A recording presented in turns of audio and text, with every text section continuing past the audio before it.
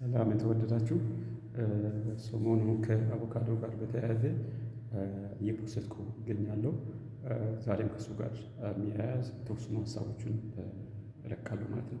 ስለዚህ በተለይ ከቅርብ ጊዜ ወዲህ ዓለም ላይ የአቮካዶ ፍላጎት በጣም እየጨመረ መጥቷል እና በፈረንጆቹ ከ2025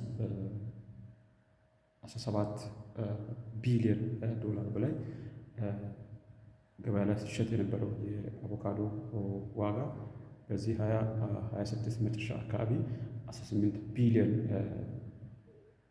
አሜሪካን ዶላር በላይ ሊሆን ይችላል ተብሎ ተገምቷል። እንግዲህ ጥናቶች እንደሚያሳዩት እንደዛ ነው ማለት ነው። ስለዚህ እንደ መነሻ ምናልባት ሀሲብ የሚባለው አቮካዶ ዝርያ በምንወስድበት ጊዜ ሜክሲኮ በዓለም ላይ በማምረት ትልቁ ሚና ወይ ደግሞ ትልቁን ድርሻ ትይዛለች ማለት ነው። ሌላው ምናልባት እንግዲህ የምታመርተው እስከ 3 ሚሊዮን ሜትሪክ ቶን የሚጠጋ አቮካዶ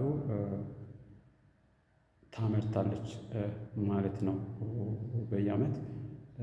በተጨማሪ ኬንያን በምንወስድበት ወደ አፍሪካ ሲመጣ ኬንያን በምንወስድበት ጊዜ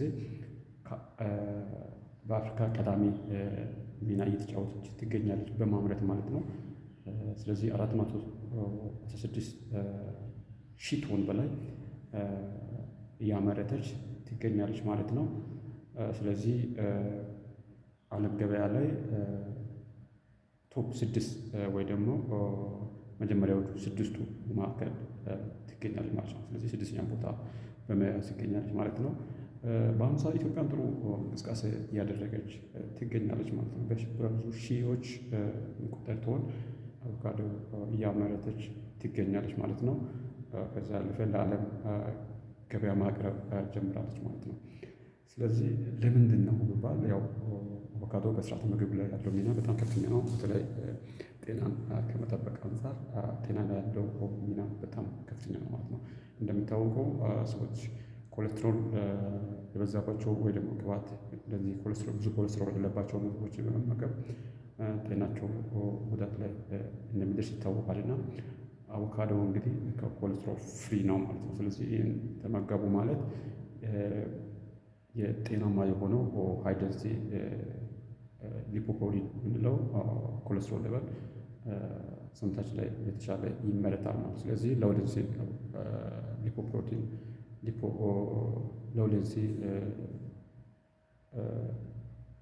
ሊፒድ መጠኑ እየቀነሰ ይሄዳል ማለት ነው። ስለዚህ ሌላው ደግሞ የተመገብነው ነገር ሰውነታችን ውስጥ በተለይ ደግሞ የቅባት ነክ ነገሮች በተለይ ከስብ የምናገኛቸው እንደ ቫይታሚን ኤ፣ ቫይታሚን ዲ፣ ቫይታሚን ኢ፣ ቫይታሚን ኬ የመሳሰሉትን ሰውነታችን በአግባቡ እንዲጠቀማቸው ወይ ደግሞ እንዲመገባቸው ወይ ደግሞ ኢንሃንሰር ሆኖ ያገለግላል ማለት ነው። ምን አቮካዶ ማለት ነው። ሌላው ክብደትን ከመቀነስ አንፃር ነው። ከዚህ በፊት አንድ ቪዲዮ ሰርቼ ነበር። ክብደትን ከመቀነስ አንፃር ትልቅ ሚና አለው። ይሄ ማለት ምንድን ነው? ባለፈው ፍራፍሬዎችን ወይ ደግሞ የፍራፍሬዎችን እና የጓሮ ተክሎችን ቬጅቴብል የምንላቸውን በተመለከተ አቮካዶን ክብደት መቀነስ ላይ አታስቡ የሚል ሀሳብ ገብቼ ነበር። እዚህ ጋር ግን ክብደትን ለመቀነስ አቮካዶ ያለው ሚና በልተን ቶሎ ስለሚያጠግበን ወይ ሳቴቴ ቫሊዩ ይባላል። ስለዚህ በልተን ቶሎ ስለምንጠግብ ብዙ መመገብ ስለማንችል ትንሽ ከተመገበን ስለሚበቃ ክብደታችን ከመቀነስ አንፃር ሚና አለው ማለት ነው። ስለዚህ የዳይጀስቲቭ ስርዓታችን ጤናማ እንዲሆን የሰውነት